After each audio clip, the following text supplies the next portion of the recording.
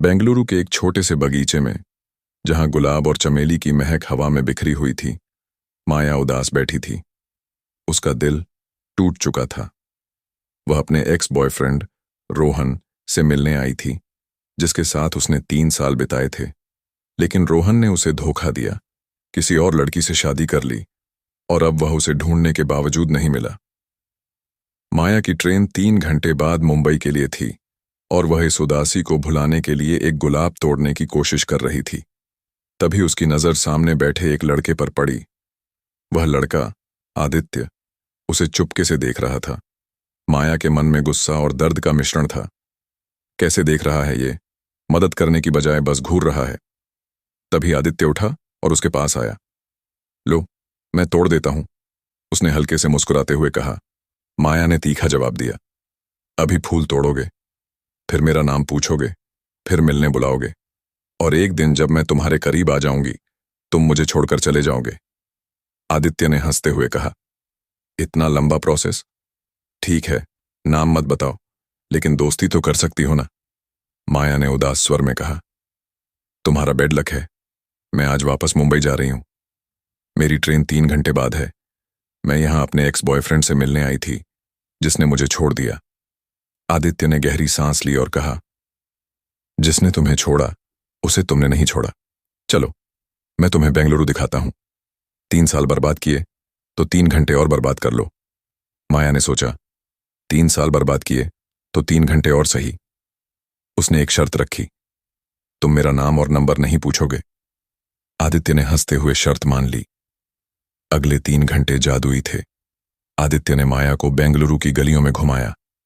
Lalbagh garden की हरियाली, पुराने मंदिरों की शांति और स्थानीय स्ट्रीट फूड की छटपटाहट ने माया का मन हल्का कर दिया। आदित्य ने अपनी मां की कहानियां सुनाई, कैसे वो बचपन में उसे कहानियां सुनाती थीं। उसने अपनी जिंदगी के छोटे छोटे किस्से साझा किए और माया को हंसाने की पूरी कोशिश की। माया ने भी धीरे धीरे अपने दिल का दर्द बांटा। उसने बताया कि कैसे रोहन ने उसे धोखा दिया, कैसे उसने 3 साल उसकी यादों में बर्बाद किए। 3 घंटे बीत गए और अचानक माया का अलार्म बजा। टाइम खत्म, उसने कहा। उसकी आंखों में आंसू थे। तुम्हारा टाइम खत्म हो गया, मुझे जाना है। आदित्य ने कहा, तकदीर पर विश्वास है? माया ने जवाब दिया, शायद हम फिर कभी इस जगह या कहीं और मिलें। आदित्य ने हल्के से मुस्कुराते हुए कहा, अच्छा, कम से कम नाम तो बता दो। माया ने कहा, शर्त याद है ना? और वह मुस्कुराते हुए स्टेशन की ओर चल दी।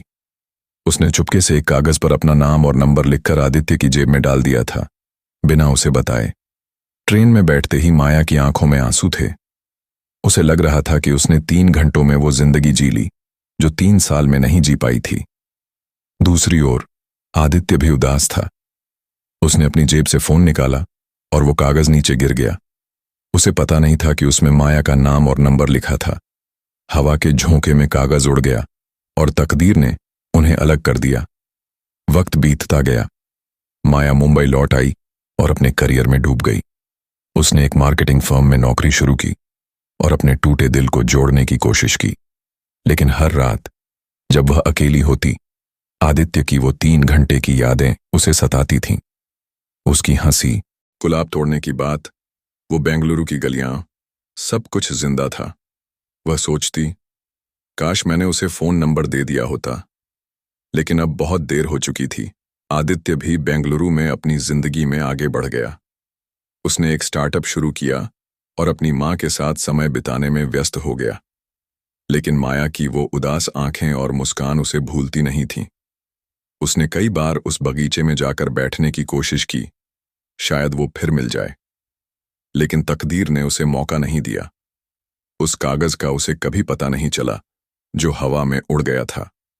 दोनों की जिंदगी अलग अलग चल रही थी, लेकिन दोनों के दिल में एक अधूरी कहानी थी।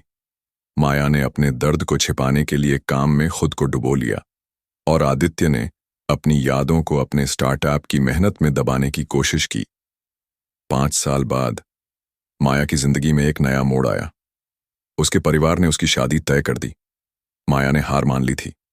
वह रोहन को भूल चुकी थी, लेकिन आदित्य की यादें अब भी ताजा थीं। उसने सोचा, कि शायद शादी उसे एक नई शुरुआत देगी। उसका मंगेतर विक्रम एक अच्छा इंसान था, लेकिन माया का दिल पूरी तरह से उसके साथ नहीं था। शादी का दिन आया। मुंबई के एक बड़े बैंक्वेट हॉल में समारोह चल रहा था। माया दुल्हन के लिबास में थी, लेकिन उसका मन उदास था। समारोह के बीच में उसे कुछ देर के लिए अकेले रहने की जरूरत पड़ी।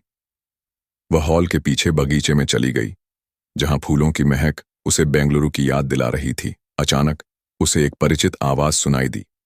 गुलाब तोड़ रही हो फिर से? माया ने पलटकर देखा। वो आदित्य था। उसकी आंखें आश्चर्य और दर्द से भर गईं। आदित्य, तुम यहां? आदित्य ने मुस्कुराते हुए कहा, मैं यहां एक बिजनेस मीटिंग के लिए आया था। सुना यहां शादी है तो सोचा देख लूं। लेकिन तुम दुल्हन? माया की आंखों में आंसू आ गए। हां, मेरी शादी है, लेकिन तुम इतने सालों बाद। आदित्य का चेहरा उदास हो गया। मैंने तुम्हें ढूंढने की बहुत कोशिश की माया। उस दिन के बाद मैं हर दिन उस बगीचे में गया, लेकिन तुम्हारा वो कागज मुझे कभी नहीं मिला। माया चौंक गई। तुम्हें वो कागज नहीं मिला? मैंने तुम्हारी जेब में डाला था, मेरा नाम, मेरा नंबर। आदित्य ने सिर झुका लिया। हवा में उड़ गया होगा। मैंने सोचा तुमने मुझे भूलने के लिए ऐसा किया। दोनों चुप खड़े रहे। माया की आंखों से आंसू बहने लगे। मैंने तुम्हें कभी नहीं भुलाया आदित्य, लेकिन अब बहुत देर हो चुकी है। आदित्य ने उसका हाथ पकड़ा। माया, क्या तकदीर हमें सिर्फ यहीं तक लाई? मैंने तुम्हें हर जगह ढूंढा। मैंने हर उस लड़की में तुम्हें देखा जो गुलाब तोड़ रही थी। माया ने रोते हुए कहा, मैंने भी तुम्हें याद किया। हर बार जब मैं उदास होती थी, तुम्हारी वो 3 घंटे की बातें मेरे साथ होती थीं। लेकिन अब मैं किसी और की हो रही हूं। आदित्य ने गहरी सांस ली।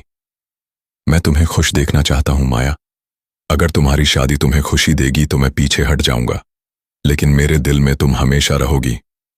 माया ने उसका हाथ छुड़ाया और कहा, आदित्य, तुमने मुझे 3 घंटों में वो प्यार दिया जो मैं 3 साल में नहीं पा सकी। लेकिन अब मुझे जाना होगा।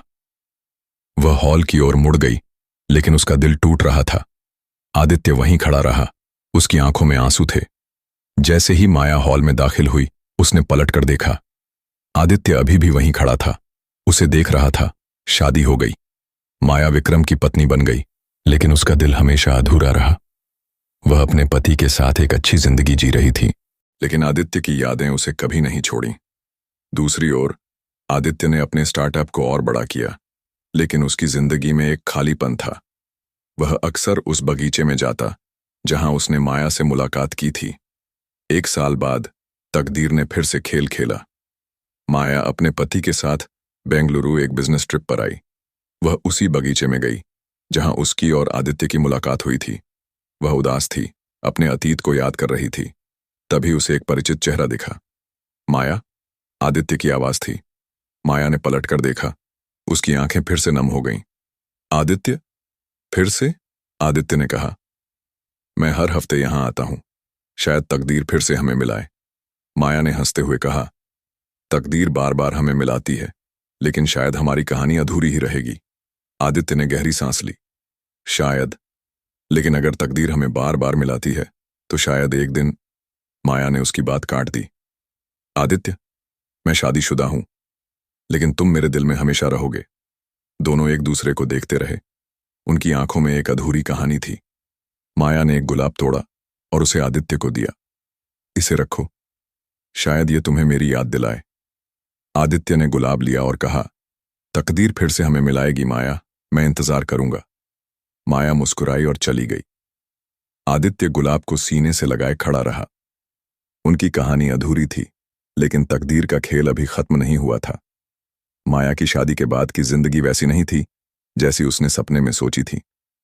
विक्रम, उसका पति, बाहर से देखने में एक सभ्य और समझदार इंसान था, लेकिन जैसे जैसे समय बीता, उसका असली चेहरा सामने आने लगा। शुरुआत में छोटी छोटी बातों पर ताने, फिर धीरे धीरे मानसिक और भावनात्मक तनाव। विक्रम को माया की स्वतंत्रता और उसकी महत्वाकांक्षाएं पसंद नहीं थीं। वह चाहता था कि माया अपनी नौकरी छोड़ दे और सिर्फ घर संभाले। माया ने अपने करियर और सपनों को बचाने की कोशिश की, लेकिन हर दिन का तनाव उसे तोड़ रहा था। रातें लंबी और उदास होने लगीं। माया अक्सर अपने कमरे में अकेले बैठकर रोहन और आदित्य की यादों में खो जाती। रोहन का धोखा उसे अब उतना नहीं सताता था, लेकिन आदित्य की वो 3 घंटे, उसकी हंसी, उसकी बातें और वो अधूरी मुलाकात अब भी उसके दिल में ताज़ा थी। वह सोचती, काश मैंने उस दिन उसे सब कुछ बता दिया होता। काश मैंने उससे दोबारा मिलने का वादा किया होता। एक दिन एक तीखी बहस के बाद विक्रम ने माया को अपमानित करते हुए कहा, तुम मेरे लिए कभी काफी नहीं थी। तुम्हें लगता है तुम बहुत खास हो, लेकिन तुम बस एक साधारण औरत हो। ये शब्द माया के दिल में चाकू की तरह चुभे। उस रात उसने फैसला कर लिया कि वह अब और नहीं सह सकती। वह अपने आत्मसम्मान और अपनी खुशी के लिए इस रिश्ते को खत्म कर देगी। माया ने विक्रम को छोड़ दिया। तलाक की प्रक्रिया मुश्किल थी, लेकिन माया ने हिम्मत नहीं हारी। वह अपने छोटे से अपार्टमेंट में अकेले रहने लगी। उसने अपनी नौकरी पर और ज्यादा ध्यान देना शुरू किया और अपने सपनों को फिर से जीने की कोशिश की। लेकिन अकेलापन उसे हर रात सताता था। वह अक्सर उस गुलाब के बारे में सोचती जो उसने आदित्य को दिया था। क्या वह मुझे याद करता होगा? 2 साल और बीत गए। माया अब 32 साल की थी। उसने अपनी जिंदगी को फिर से संवारा था। वह अब एक सीनियर मार्केटिंग मैनेजर थी और अपनी कंपनी की एक महत्वपूर्ण प्रोजेक्ट के लिए बेंगलुरु जाने वाली थी। उसे बेंगलुरु का नाम सुनते ही पुरानी यादें ताज़ा हो गईं। उसने सोचा, शायद मैं उस बगीचे में एक बार फिर जाऊं। शायद। बेंगलुरु पहुंचकर माया ने अपने प्रोजेक्ट की मीटिंग्स अटेंड की। काम के बाद एक शाम वह उसी बगीचे में गई जहां उसकी और आदित्य की पहली मुलाकात हुई थी। वह वही बेंच पर बैठी जहां वह 5 साल पहले उदास बैठी थी। उसने एक गुलाब तोड़ा और उसे हाथ में पकड़कर पुरानी यादों में खो गई। तभी एक परिचित आवाज ने उसे चौंकाया। फिर से गुलाब तोड़ रही हो? माया ने पलटकर देखा। आदित्य वहीं खड़ा था, थोड़ा ज्यादा परिपक्व, लेकिन वही मुस्कान और वही गर्मजोशी। उसकी आंखें नम थीं। आदित्य, तुम? आदित्य ने हल्के से मुस्कुराते हुए कहा, मैं हर हफ्ते यहां आता हूं माया। मुझे लगता था शायद तकदीर हमें फिर मिलाए, और देख, आज मिला दिया। माया की आंखों में आंसू आ गए। आदित्य, मैंने सोचा था हम कभी नहीं मिलेंगे। आदित्य ने पास आकर कहा, मैंने तुम्हें कभी नहीं भुलाया माया। तुम्हारी वो बातें, वो 3 घंटे, वो गुलाब, सब मेरे साथ है। माया ने रोते हुए कहा, मेरी जिंदगी बहुत बदल गई आदित्य। मैंने शादी की थी, लेकिन वो रिश्ता, वो मुझे तोड़ रहा था। मैंने उसे छोड़ दिया। अब मैं अकेली हूं। आदित्य ने उसका हाथ पकड़ा। माया, तुम अकेली नहीं हो, मैं हूं। मैं हमेशा से था। उस शाम दोनों ने फिर से बेंगलुरु की गलियों में वक्त बिताया। आदित्य ने बताया कि उसका स्टार्टअप अब एक सफल कंपनी बन चुका था, लेकिन उसकी जिंदगी में अब भी एक खालीपन था। माया ने अपनी कहानी साझा की, कैसे उसने विक्रम के साथ के दर्द को झेला, कैसे उसने तलाक लिया, और कैसे वह अब अपनी जिंदगी को फिर से जीने की कोशिश कर रही थी।